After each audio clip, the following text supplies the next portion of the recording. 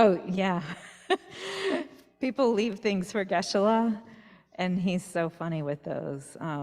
He picks up I think it's a black dog, and he's like, "Good night," and then he'll pick up the white kitty cat and be like, "Good morning." That's very nice. There was more. He's given away a couple to little kids and whatnot. It's cute. If you've ever seen Lama Zopa Rinpoche's teachings, a lot of times he has little animals all around him. It's really, really cute. He's just absolutely loves all sentient beings, of course. Hi, Leaf. I don't think I said hello to you yet.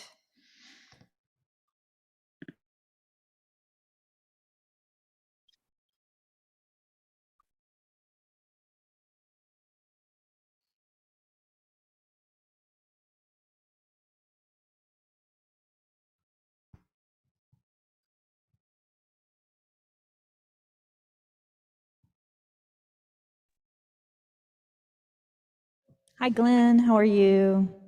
Hi, how are you? Doing well, thanks.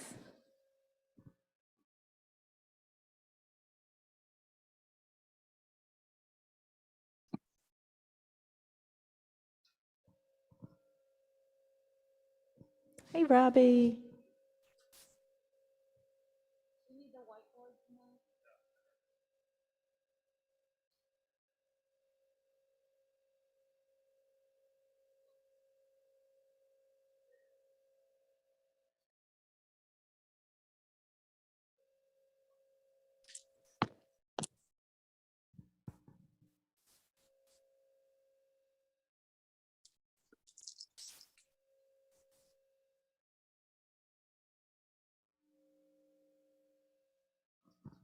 It's great to see everyone. Great to see you, Heen.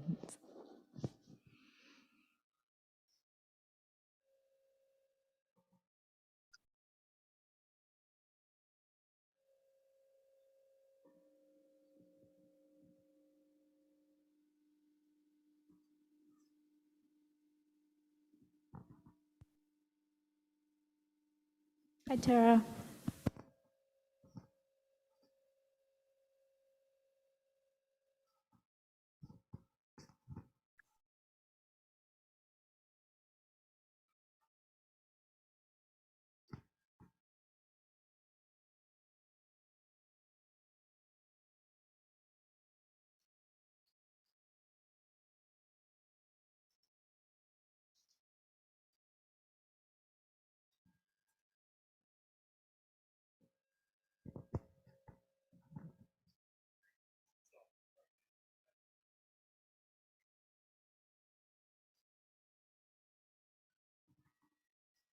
Hi, Kurt. How are you? Good. And there's a Kurt on Zoom as well.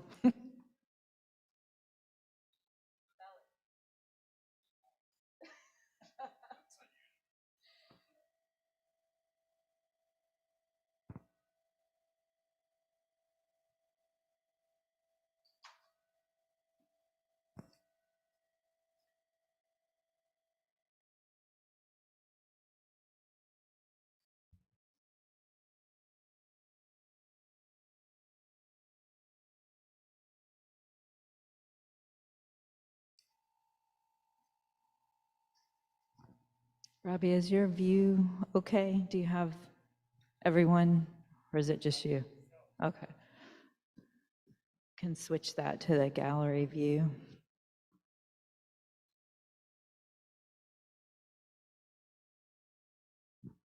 We have lots of folks still joining on YouTube and Zoom.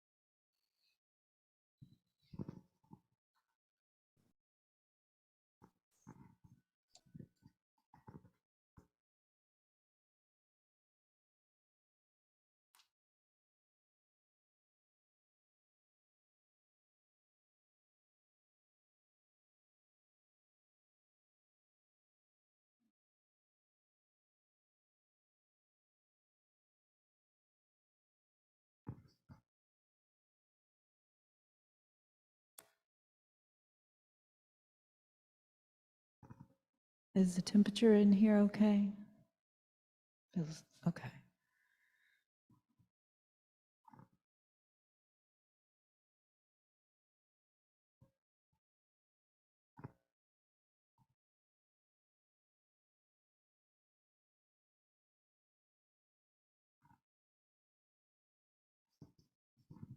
Okay, it looks like things have kind of slowed down with folks Okay. joining, so. Any announcements, Linda? No, I don't have any announcements. Okay. So I think we're good to Well, go. welcome everyone. This is our third class of 5. That's a little bit agitating to my mind. I've only got 2 more classes, but that's okay. We'll cover the important material. Third class in the Buddhism module, Mind and Its Potential. Do we have anyone here in the room who's here for the first time tonight? Okay, welcome. And do we have anybody on Zoom who's here for the first time in this module? Yeah. Okay, I think some people are on vacation today, so they're not here. But welcome, everyone. So we'll begin with some meditation. I think if nothing else with this module, if you become familiar with the basics of meditation, that would be wonderful. So we'll start off. We'll begin by first establishing our posture. Our back is a little bit straighter than we normally sit. Not rigid, but our spine is a little bit stretched out. Our head is maybe just a couple degrees in front of the vertical, but not tilted to one side or the other, and not tilted forward. Our eyes are either lightly closed or just very slightly open, letting in a little bit of light, but not enough so that we recognize shapes. Our mouth is lightly closed. Our tongue is on the hard palate behind our upper teeth.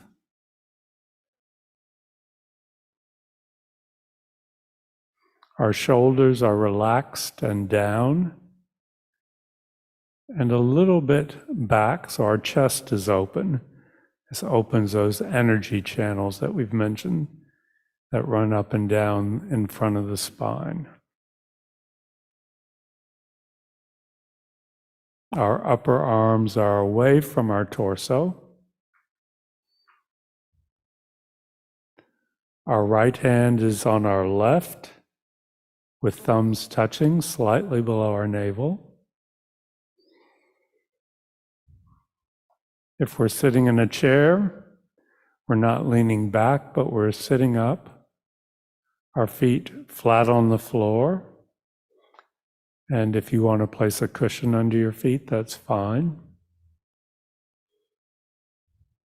If you're sitting on the floor on a cushion, you're towards the front third of the cushion, not back in the middle, but towards the front. So your pelvis is tilted open and your legs are crossed in a position that you find comfortable.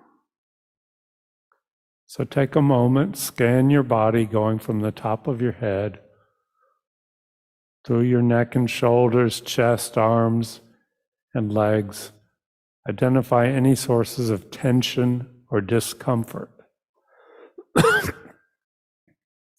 and address those now so they don't become a distraction throughout the meditation that follows.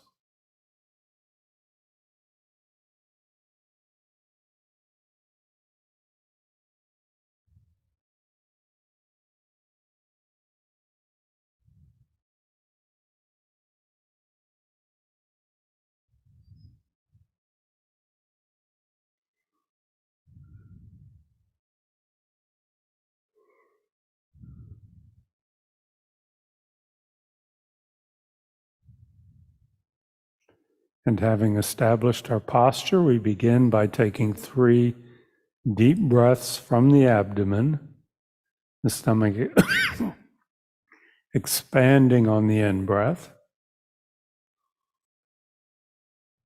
and contracting towards our spine on the out breath. And just do that 3 times slowly.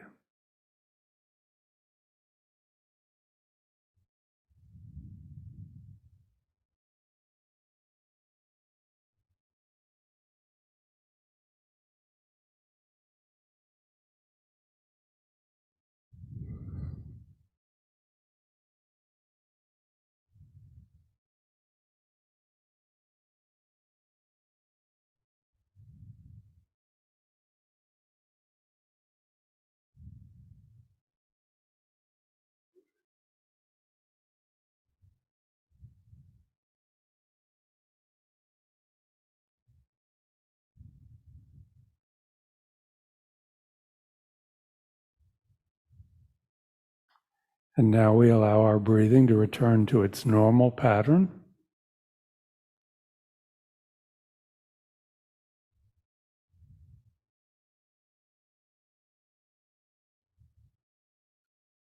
And we take a moment to set our motivation for the meditation to follow. And as much as possible, we generate what's referred to as the bodhicitta motivation. The thought that everything I do, including this meditation and the discussion that follows for the next hour, is done for the purpose of developing my mind, its qualities of wisdom and compassion, so that I can be of greater benefit to others. And that may not come naturally to us, that's fine. But see if you can just think along those lines, even if it seems a little bit artificial for a moment. Generate that motivation.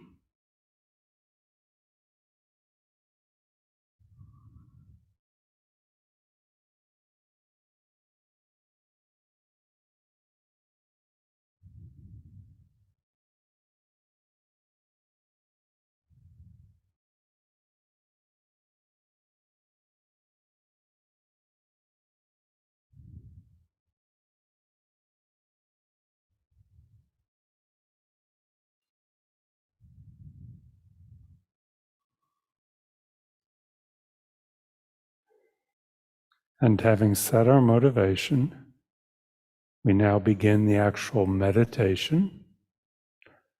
This is a simple concentration meditation.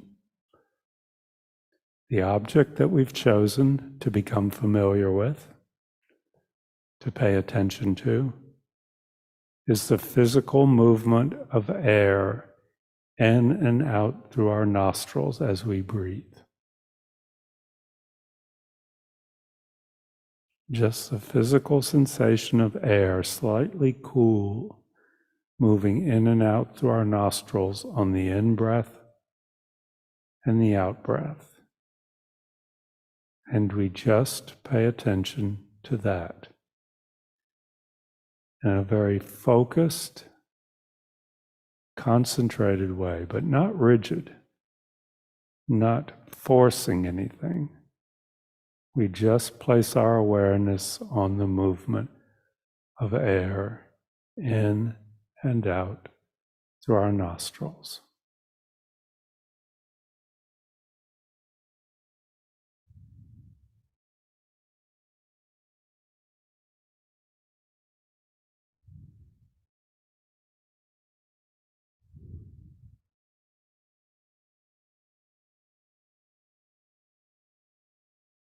And when our awareness wanders off to another object, a memory of something that happened today, or a thought about something we have to do on the way home, or an itch somewhere on our body, we just set that aside and come back to the breath over and over and over again.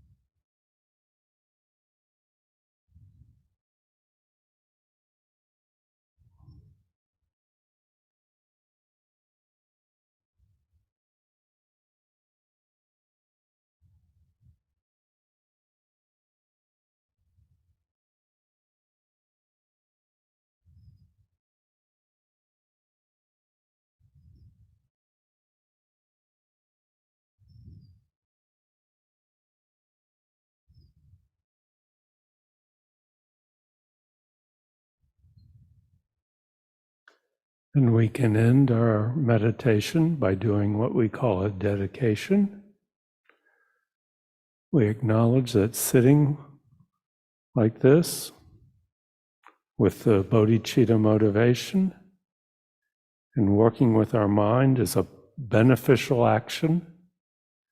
It's made a positive imprint on our mind stream. We've planted a positive karmic seed, so to speak. And we think, may that positive energy not be lost, but may it ripen in the future in a way that benefits all living beings.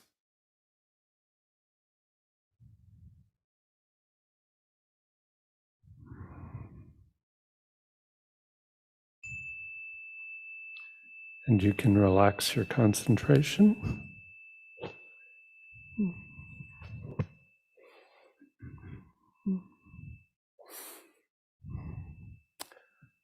Okay.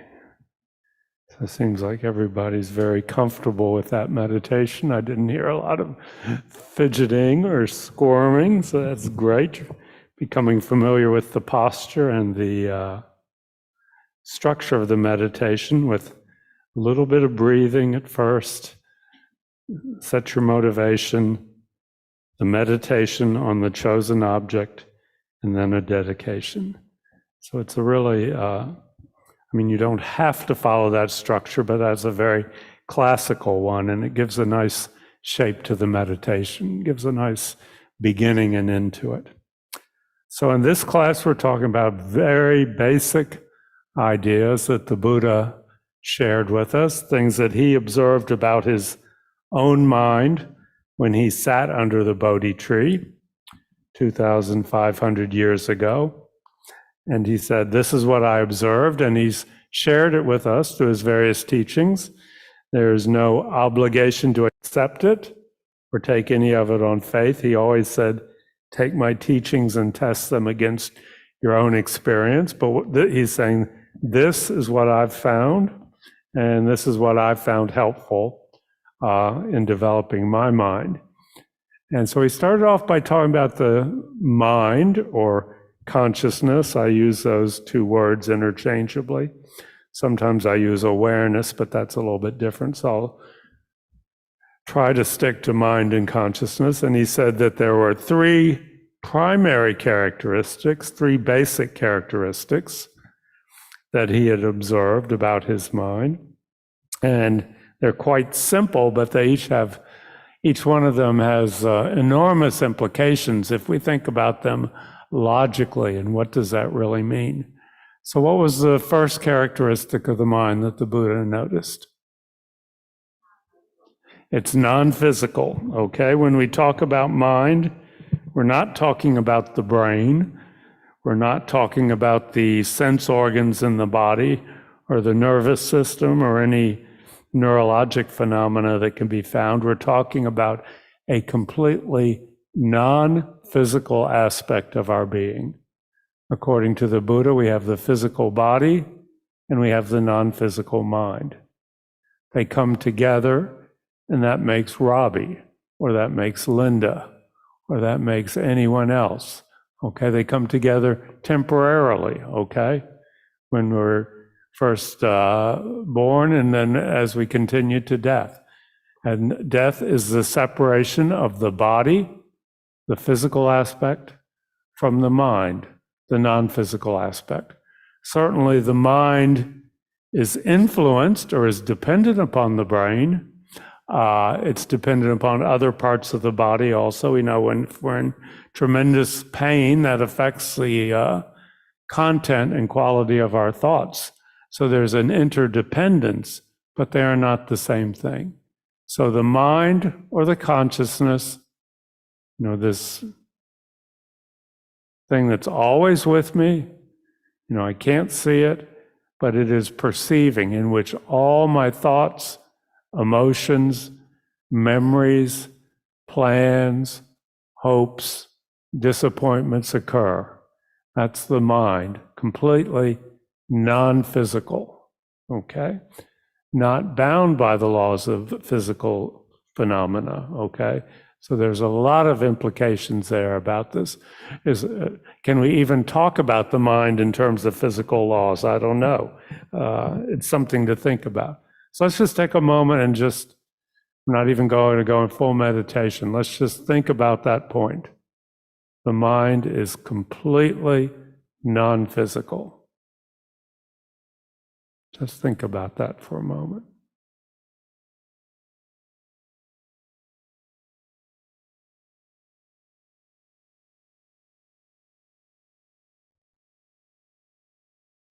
Okay. What's the second characteristic of the mind that the Buddha observed? Yeah, the mind has no beginning. We cannot find a first moment of mind in past time, and it never goes out of existence. It always continues in the future. It is completely without beginning, and it's without end, okay? And this kind of ties in with the first point, in that the Buddha's point of view is a non-physical phenomena cannot be caused or not come from a physical phenomena. So our mind is not the product of our body, okay? Consciousness does not come from the union of the egg and the sperm, okay? That creates the physical body. That does not create the mind, according to the Buddhist point of view. Okay, where does the mind come from?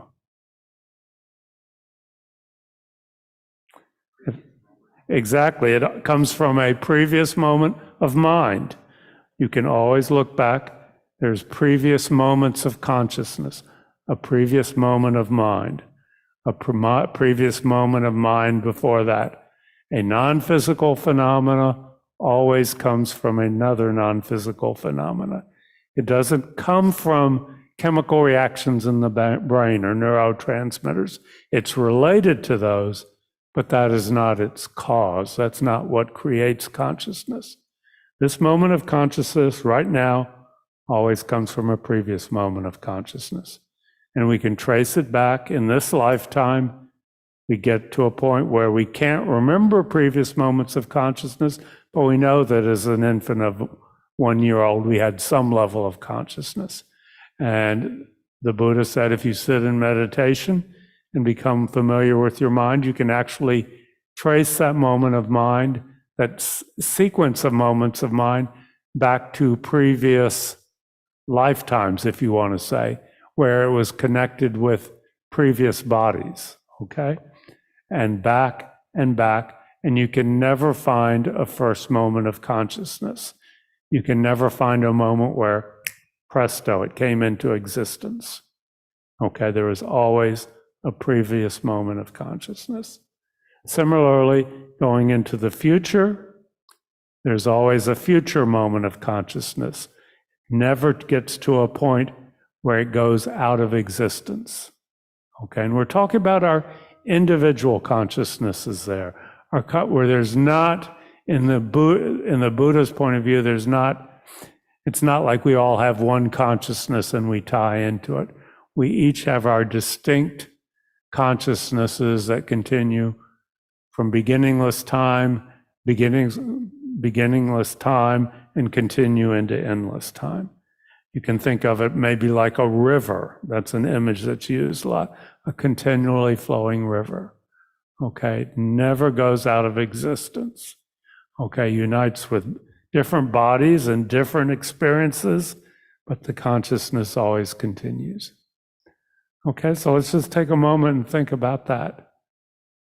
Consciousness, mind, this non-physical aspect of my experience that is always with me. It's so much a part of me that it's hard to even think about it sometimes. It's like the water the fish are swimming in. This consciousness has no beginning. There is always a previous moment of consciousness. And this consciousness has no end. It will continue without end.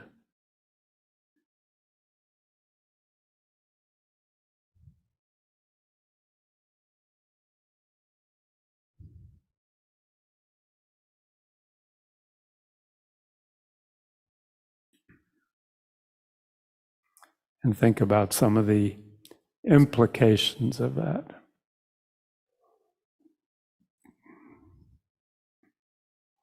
Okay. And what is the third characteristic of mind that the Buddha described for us?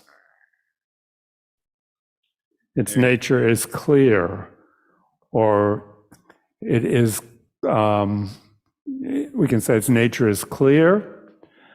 Another way of saying its nature is uncontaminated.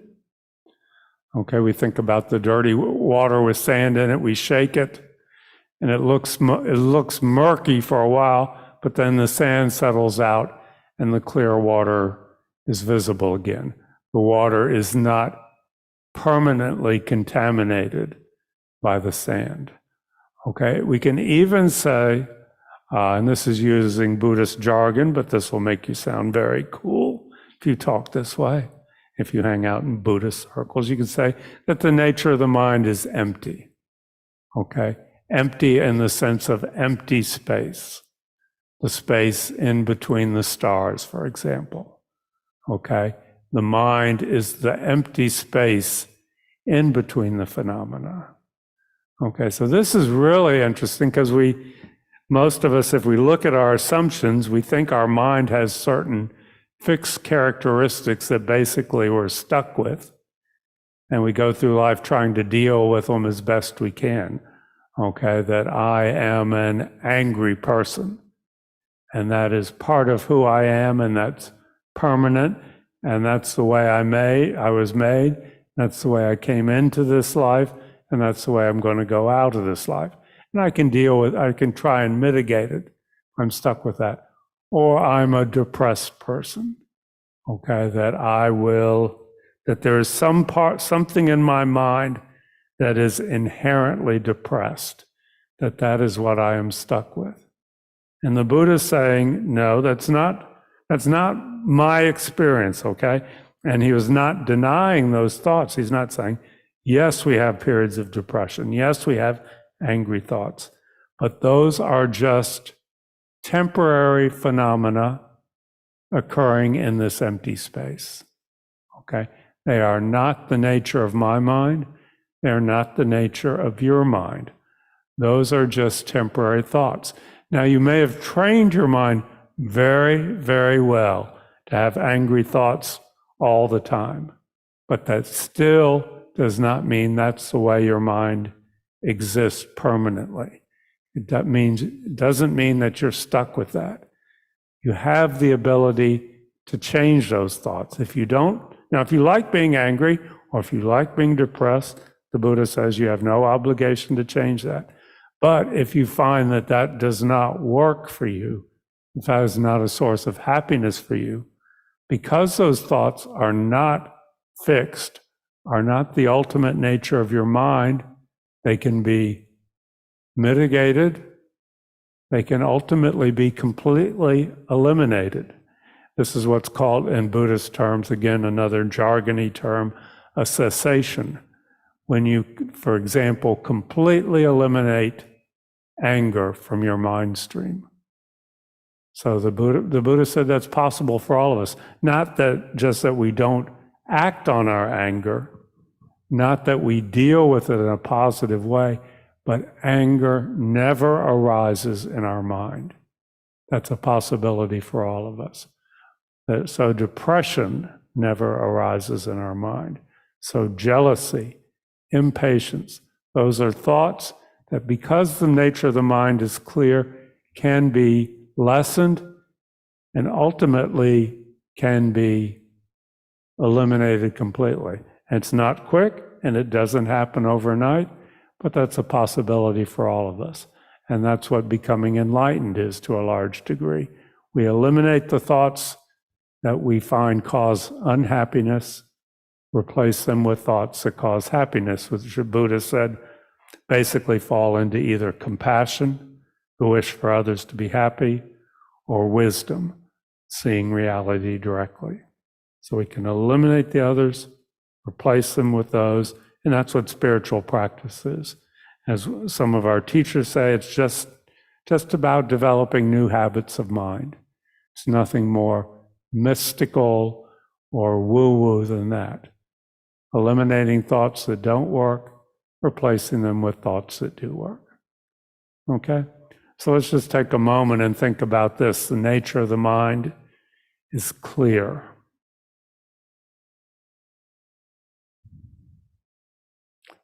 What are the implications? The mind is uncontaminated. It's ultimately, the nature of the mind is completely pure.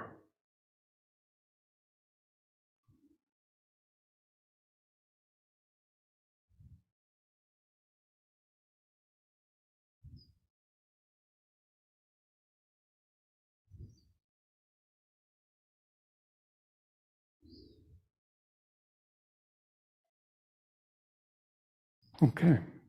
So those are the three characteristics of our mind that the Buddha described. And then he talked about what the function of the mind is. And what's the function of the mind?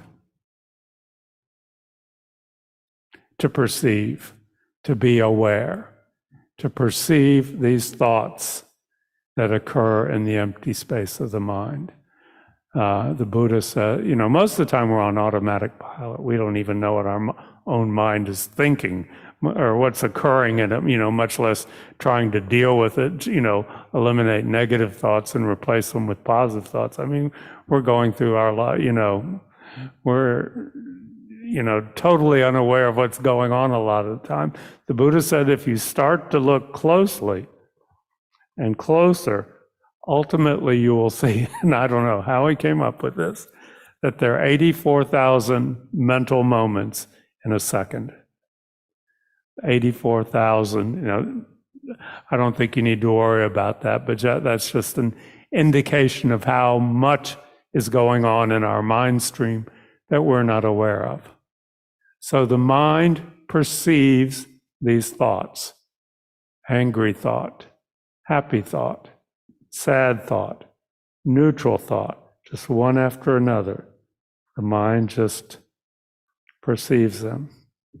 And from the Buddhist point of view, what we describe as emotions, like love, compassion, joy, happiness, and dry intellectual facts like 2 + 2 = 4, those are both thoughts that the mind perceives, okay?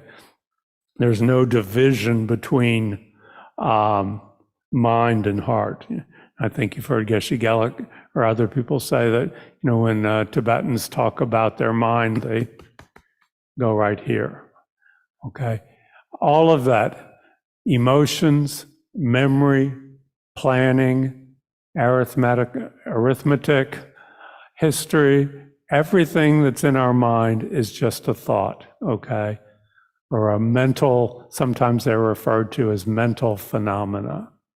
Okay, everything, that's something that our mind is aware of. I'm aware of love. I'm aware of I want this person to be happy. I'm aware of feeling sad. I'm aware that I have to stop at the store on the way home. I'm aware that it was very busy at work today. Everything is just a mental awareness, a mental perception. Okay? So let's just take a moment and think about that. The mind's function is to perceive, to be aware of phenomena. Everything that occurs in our mind is a perception, is an awareness. One after another, after another, after another.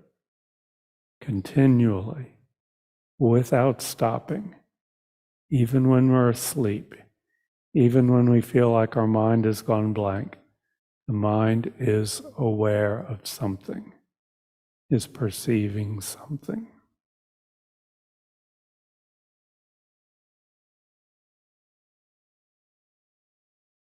Okay. Any comments or questions on this, which is basically a review of what we covered last week, either here or on Zoom? Okay, I'll take that as everybody's with me to some degree. You don't have to accept it, but just think about it. So tonight I wanted to talk about these thoughts or perceptions that arise in this clear space that we think of as consciousness or mind. And this is where lots of times analogies are used. They use a lot of analogies in Buddhism because we're trying to get our mind and wrap it around something that we really haven't thought about before, and it can be a little hard. So sometimes, like I mentioned earlier, sometimes the analogy is used of a river. The river representing our consciousness, continually flowing. The waters change. If we stand at any one point, the water's always changing, but there is this continuous flow. In the same way, the perceptions, the awarenesses in our consciousness are continually changing, but there is always this flow. And another analogy that I think is really useful for the way we're going to be talking about tonight is to look up at the sky, an empty sky, say a perfectly empty blue sky. And think of that as your consciousness, and a cloud comes in, goes across the sky, and then goes out, okay? That is one of these mental moments. Okay, that is a perception. And another cloud comes in. And then another cloud comes in. But the empty space of the sky remains. The clouds are just passing through. They're not the nature of the sky. They're not permanent. They're just coming through one after another. And if it's a stormy day, the clouds may be very dark and heavy looking. If it's a nice summer day, they may be very light and wispy. Okay, they're different clouds, different perceptions, different awarenesses, but they are not the sky itself. Okay, the thoughts are arising in the space of the mind, just the way that the clouds are occurring in the space of the sky. Okay, so we're having one thought, one cloud after another come through. And this is not really, we'll talk about this a lot more in the module called Mind and Mental Factors. But I wanted to talk about this a little bit. When a thought arises, say, a perception, okay? Water bottle. Initially, it's just completely with just a very neutral, direct perception. Water bottle. That this is what's happening in our mind. That perception arises. The mind is aware of water bottle. And then so quick, we don't even notice it. We're not even aware of it. Our mind starts adding on to that direct perception. Okay. I can say it's tilted a little bit this way. This looks like the water bottle is here last week. I really like the shape, nice design. Okay, all sorts of layers are put onto it immediately. But if we look at those, most of them come down to, and this is kind of shocking when we really think about it. Most of them fall into the category of either I like it, I don't like it, or I don't care, or I'm neutral. I mean, a very basic, childish level.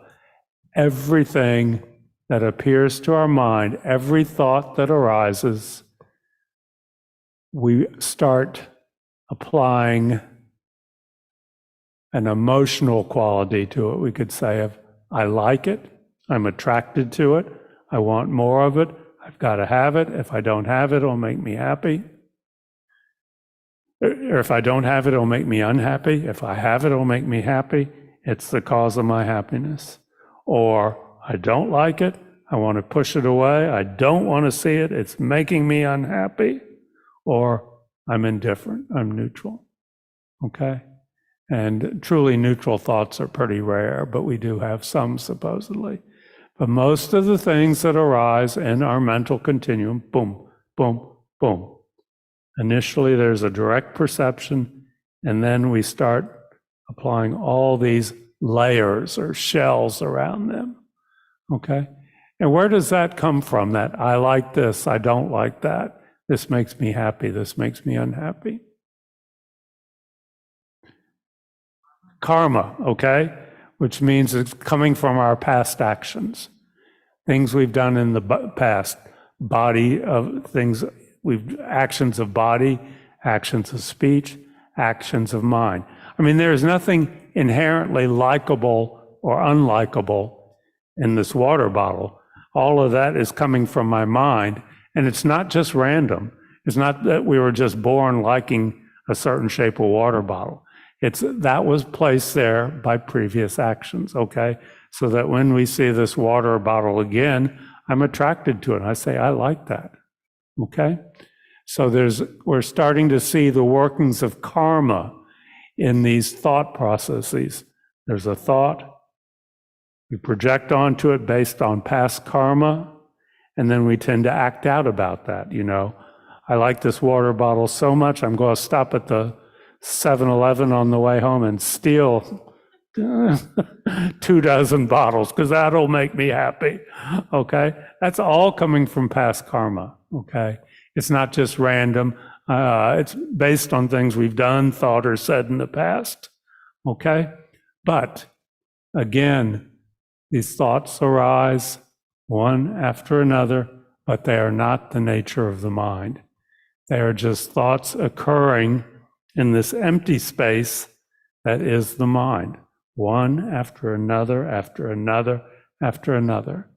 We get caught up into them, we buy into the story, okay, and that's where all our problems start to come.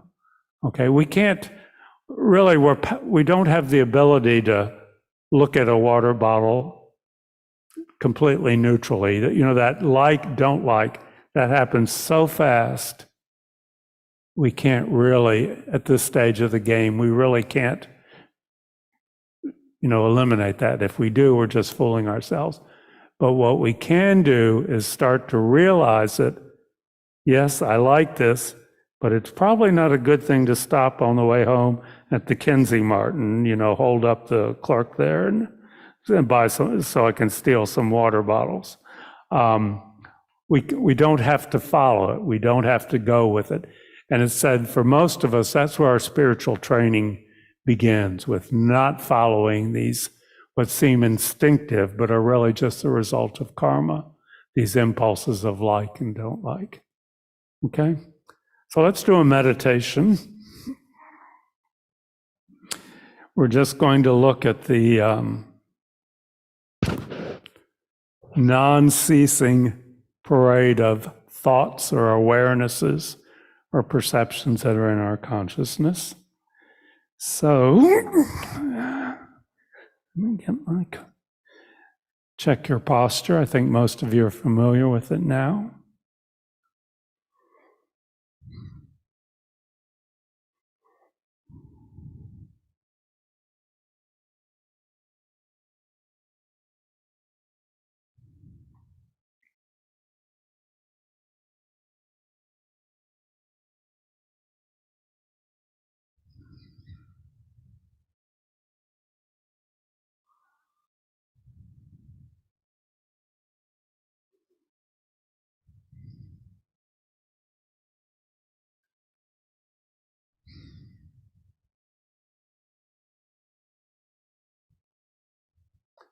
And set your motivation for doing the meditation.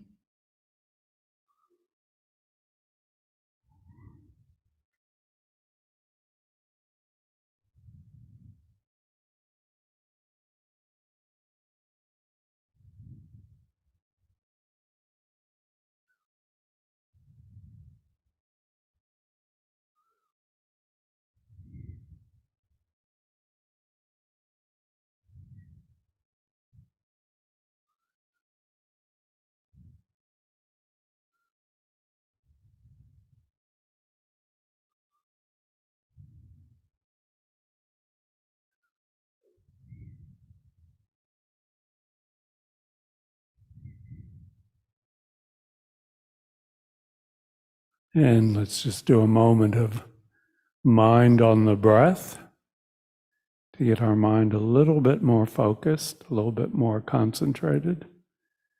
The movement of the air in and out through our nostrils.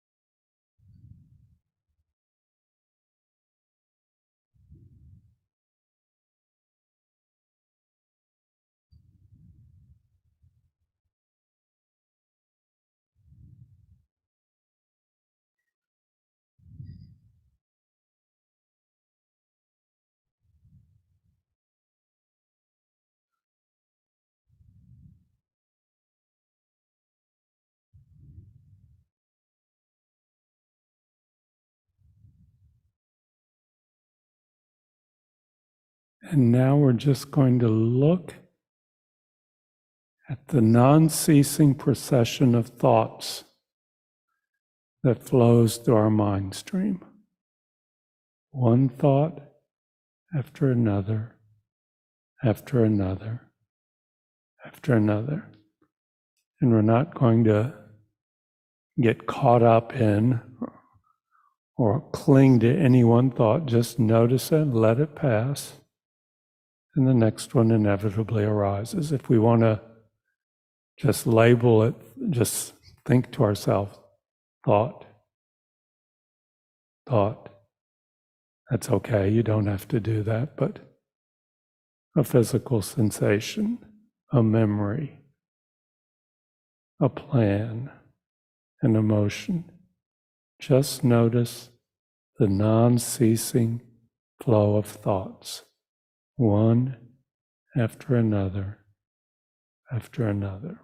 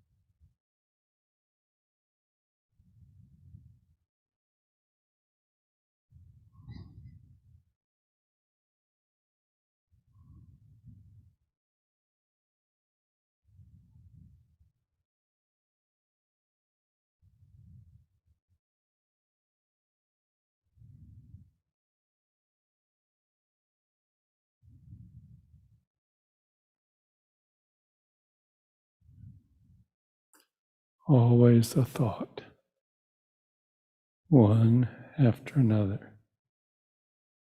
Different in content, but really in quality. Their perceptions, awarenesses of the mind are actually kind of similar.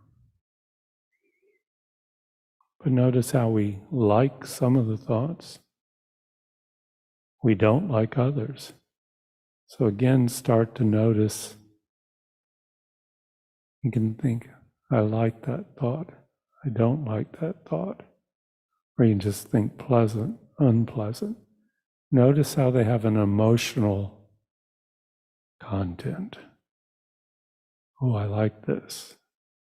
I want to think about this more. I don't like that.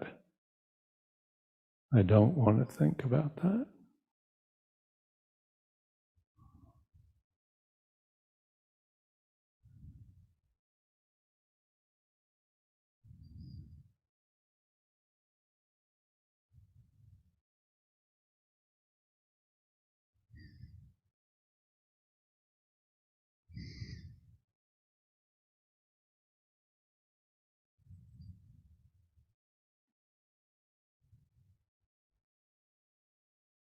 and dedicate the positive energy, and you can relax your concentration.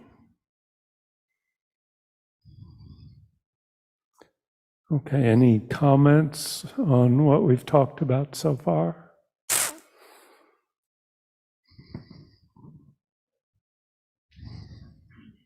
Keep in mind, if you're on Zoom, you can just unmute and contribute. If you are on YouTube, please type it in the chat. If you're here in person, just wave if you'd like to contribute anything.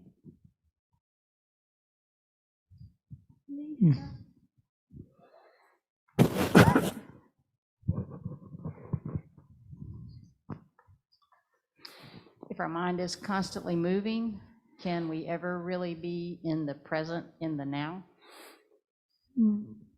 Yeah, I think that's a possibility.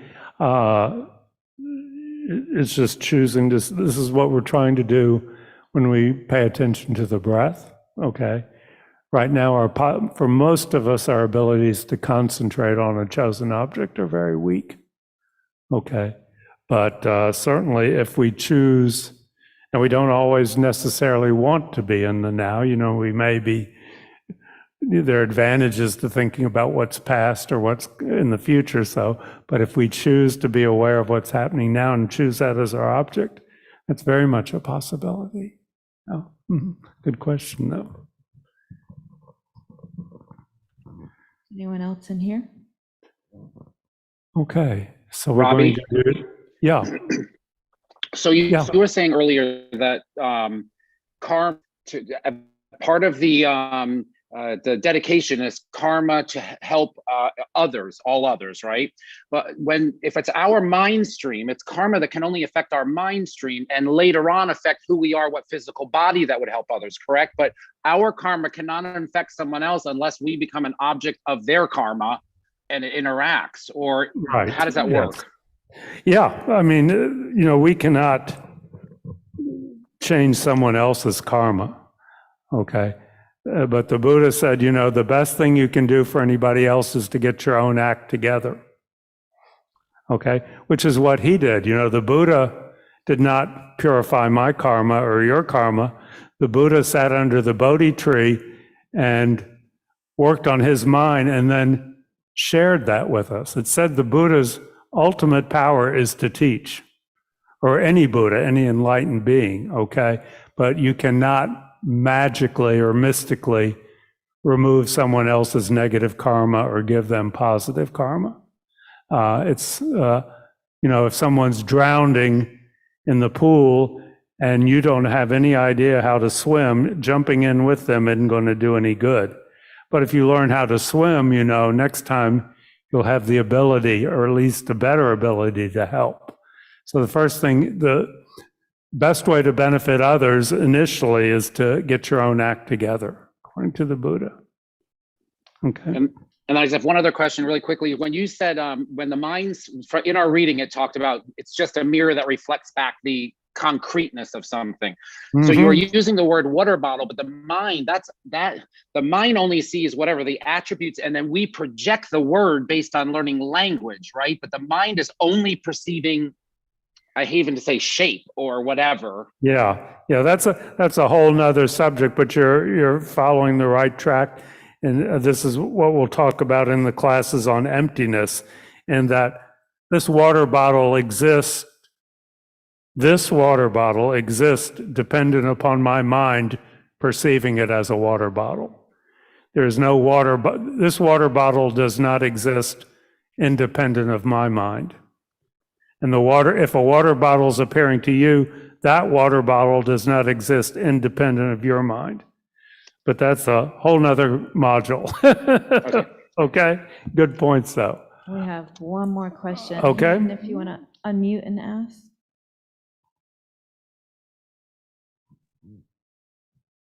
Thank you, Dr. Watkins. This is Hian. The question is kind of silly, but I want to ask, when we take the body, why do we have to have the tongue up on the roof of your mouth? Why is that? Why what about the body? I didn't quite hear. You know. Oh, why? Yeah. Okay. When, Yeah. yeah. The main reason is so you don't drool. It's nothing more spiritual than that. Oh. Sitting there in meditation with drool running out the corners of your mouth is considered not cool. So it's very down to, yeah, I think that, but I don't say that. But that's the basic point. So saliva goes back down, doesn't come out the corners of your mouth. Okay, we have one question here, then I want to do one more quick meditation, okay? Yeah. The question is, can you meditate in any posture? There's nothing really super holy about this posture, except that it does, when you get into higher teachings, there are some energy channels that are involved in the meditation practices, like I said, in front of the spine. And if we're hunched over or lying on our side, those channels are not as open as they are when we sit a little bit more carefully than we normally do.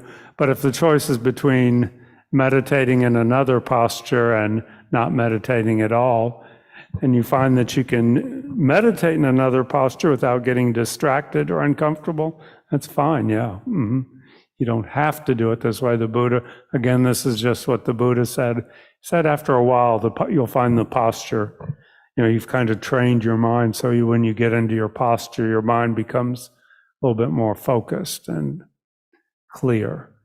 Okay, so I want to do one quick meditation before we finish tonight. Posture.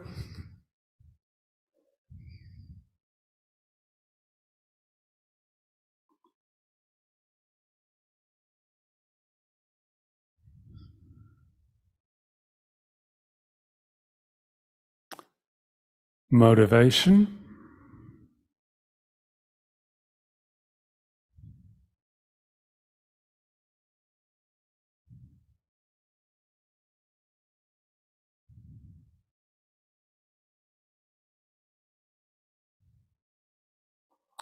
Breathing.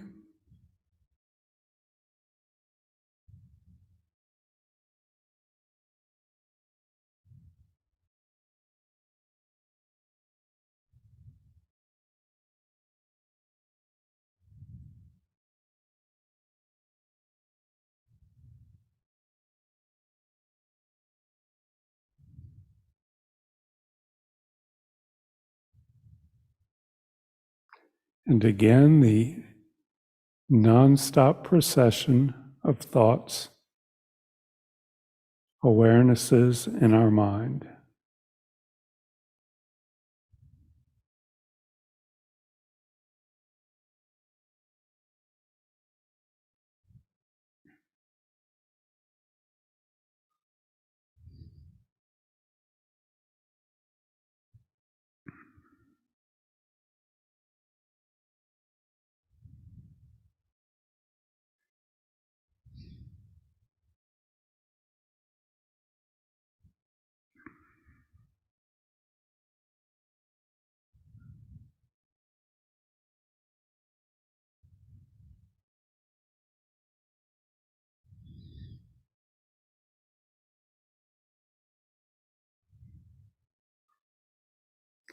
And now we take our concentration off the thoughts and place it on the empty space in which the thoughts occur.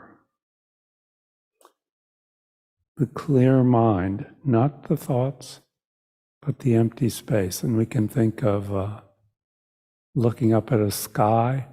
We're not looking at the clouds. We're looking at the space that the clouds are passing through.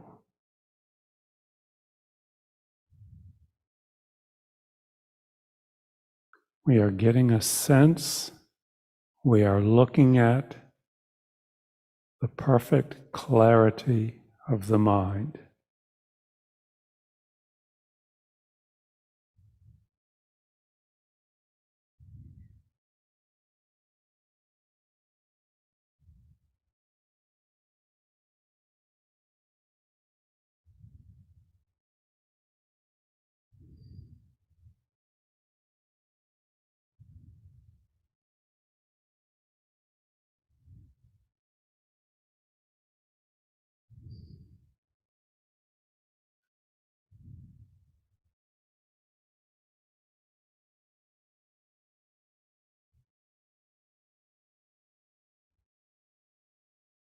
And another dedication.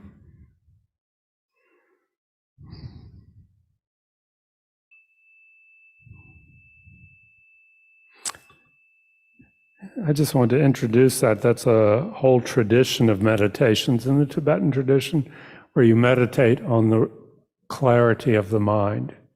That's the object of your meditation, not any of the thoughts that are occurring, but sometimes they refer to it as the radiant clarity or the white light of the mind. So it's a kind of an interesting path to follow. So that's it for tonight. You have the homework. I have it. Before, it's the same as, yeah. So Yeah, Linda will so- be putting the homework up, Yeah. which and- is just to help you, you don't have to turn it in or anything. And we have 2 more classes. And so we'll be back here next week. Yes, thank you, Robbie. Okay. And for those of you either here in person or online, if you do have questions about some of the logistics, I'm getting a couple of questions about where the readings are and, how and what way they're available. Just stay on Zoom or stay in person, and I'm happy to answer those questions. Okay. Okay, Well, thanks, thank you, Robbie. Linda. Thank you, Chris, for Thank you, Linda. Thank you, Robbie. Thanks, everybody. Good night. Thank you, Robbie. Good night. Yes, thanks, everybody. Thanks very much, Robbie. Thank you, Linda. Thanks, Have a good Michael. night. Good to see you and everyone. Thanks, See you. Thank you. Absolutely. Y'all have a good Thank evening. you. So let's see, David had a question. I did, Lyndon. I had another one about where do you put the homework? I think I've been seeing it. I've just been doing the reading. Okay, so let me see, is Kim still on? Yeah, hi, I'm here. Oh, there you are. Okay, good. All right, so I'm going to go ahead and just share my screen, and I'll talk through it if folks in the Kadampa have questions. And so, About 20. oh, let me actually